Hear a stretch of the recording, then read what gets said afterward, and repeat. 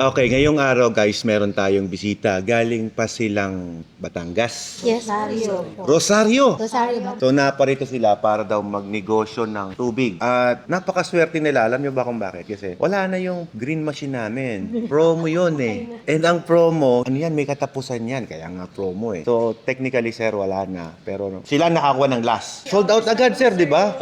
20 hours post sold. Kasi pa naman, yung green machine natin, 200,000 lang. Meron kang reverse osmosis na. Tapos naka Germany pipes and fittings ka. Naka Scotland yung filter mo. Tapos lahat ng materyales na ginamit, lahat ng premium, yun yung nilagay namin. Tapos meron pang lifetime service warranty. Paano kung di mapapabili? At dahil nga pala ngayong araw, mamayang alas 4, nandyan tayo sa City of Dreams sa Metro Manila dahil tatanggap na naman tayo as a #1 water refilling station manufacturer sa buong bansa. Yeah! Matatagdagan na naman yung trophy natin. Yan.